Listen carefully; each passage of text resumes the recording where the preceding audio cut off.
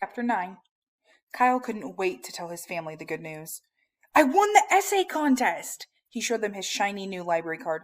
Congratulations, said his mom. Way to go, said his dad. His brothers, Curtis and Mike, were more interested in Kyle's other card, his $500 Lemoncello gift card. It's good for 12 months, said Kyle. You need to use it now, said Mike. We need to go to the store tonight so you can buy me Mr. Lemoncello's kooky wacky hockey. I can't. Why not? I have to show my library card at the store to cash it in. And? I'm grounded, remember? You know, Kyle, said his dad, looking at his mother, who nodded. Since you worked extra hard and did such a bang-up job on your essay, I think we might consider suspending your punishment. Really? Really. Kyle's mom and dad smiled at him, the way they smiled whenever Mike won a football game or Curtis won the science fair. After supper, all 5 Keeleys piled into the family van and headed off to the local toy store.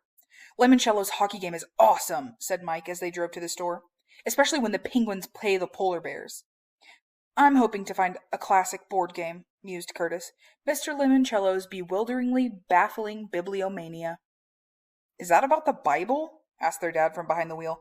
Not exactly, said Curtis, although the Bible, especially a rare Gutenberg edition, may be one of the treasures you must find and collect, because the object of the game is to collect rare and valuable books by the Penguins and Kooky Wacky Hockey aren't from Pittsburgh like in the NHL, said Mike, cutting off Curtis. They're from Antarctica, and the polar bears? They're from Alaska. Kyle had decided to divvy up his gift card 5 ways, to give everybody, including his mom and dad, $100 to play with. As soon as they entered the toy store, the family split up, cruising the aisles with their own shopping carts. His mom was going to upgrade to Mr. Lemoncello's Restaurant Rush.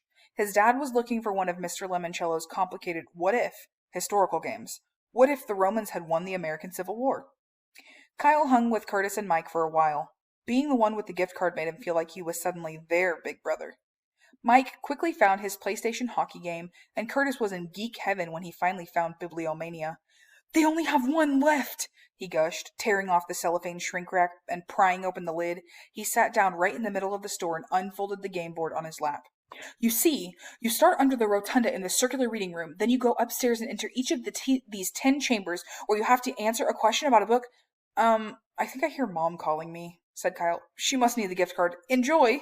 And Kyle took off. The store will close in 15 minutes, announced a voice from the ceiling speakers. Kyle flew up and down the aisles and grabbed a couple of board games he didn't own yet, including Mr. Lemoncello's absolutely incredible Iron Horse, a game where you build your own transcontinental railroad, complete with locomotive games that pieces that actually puff steam.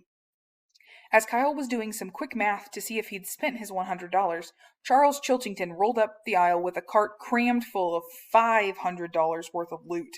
Games stacked on top of games were practically spilling over the sides. Mr. Lemoncello's phenomenal picture word puzzler, one of Kyle's favorites, was teetering on the top. Hello, Keeley, said Chiltington with a smirk. He looked down at the 3 games sitting in the bottom of Kyle's shopping cart. Just getting started?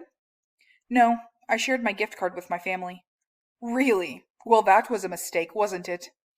Kyle was about to answer when Chiltington said, So long. See you on Friday. Kyle wasn't 100% sure, but Charles might have also muttered, Loser. Since the store was about to close, Kyle headed toward the checkout lanes. When he passed the customer service department, he saw Haley Daly. No, Kyle heard Haley say in a hushed tone to the clerk working in the store returns window. I do not want to return these items for store credit. I would prefer cash. Kyle finally found his family, showed the cashier his library card, and paid for everything with a single swipe of his gift card.